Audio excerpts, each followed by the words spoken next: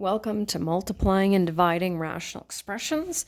This is where we just continue once again from, instead of dealing with just one fraction, we're going to be dealing with multiple rational expressions, and the rules are the same, of course, for multiplying fractions when it just comes to numbers as it would be for the rational expressions. So we'll just get right into it. And of course, we still have to identify our NPVs. That's not going away.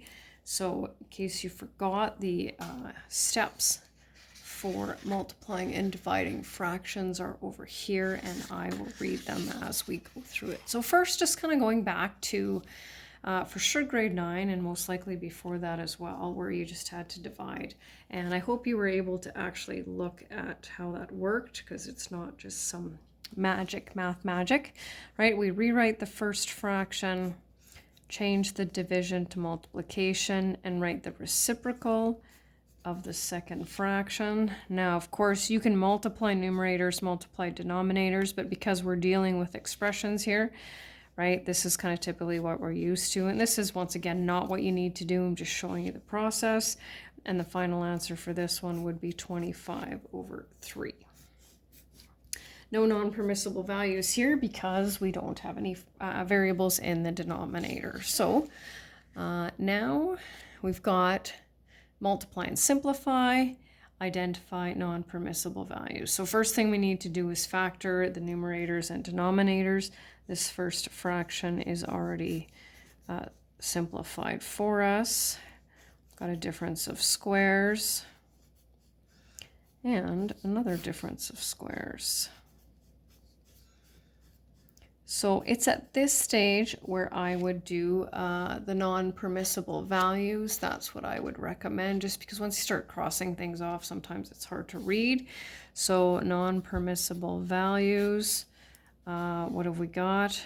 X can't be, now I'm going to switch it up a little bit here, right? X can be -1/2. X can't be, and feel free to go 1 minus 3x cannot be 0. Right, x can't be 1/3, and x can't be -1/3. So notice I don't have 3 separate x cannot be's. We don't need that, but feel free to show what you need to show. So any numerator, when we're multiplying or dividing, any numerator or denominator will cancel. So these two cancel, these two simplify to 1. That's what I mean when I say cancel. And final answer. Okay, so do I have it? Yes, I do. Yeah, you can see the whole thing. So we're going to do this one as well. Now it gets a little bit interesting with division, and I'll show you why, but I'm going to factor first. We've got a difficult trinomial up top.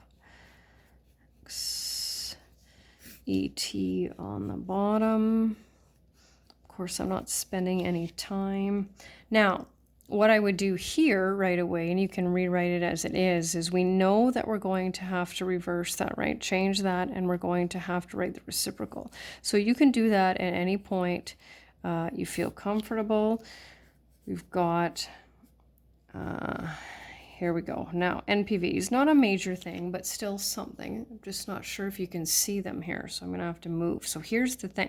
We know this will be a non-permissible value. This binomial will be a non-permissible value, and so will this one and this one. But this one is as well, and you might be thinking, well, that doesn't make any sense because it's in the numerator.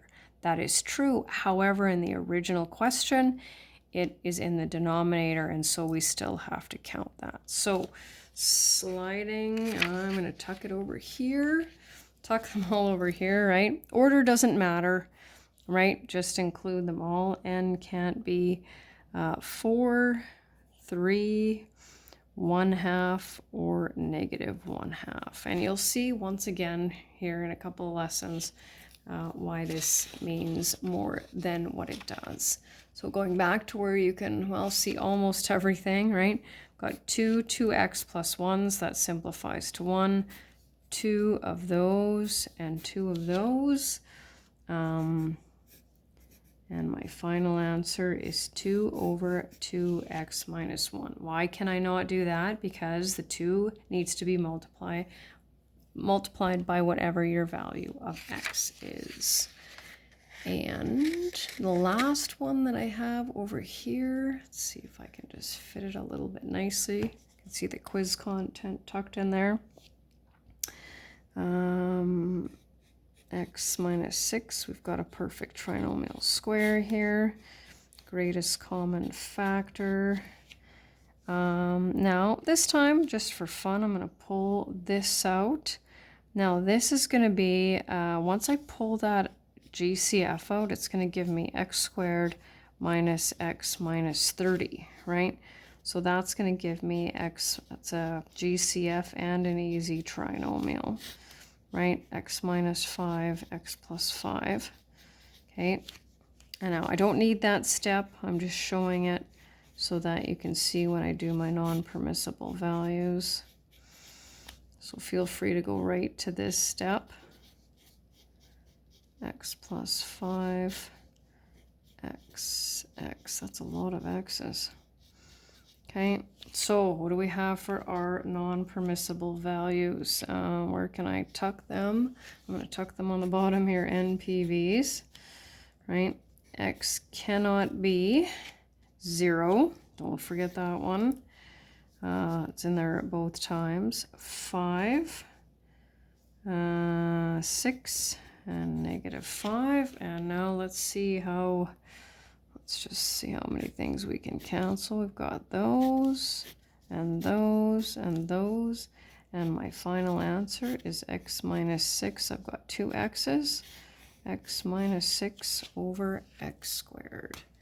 And that's the end.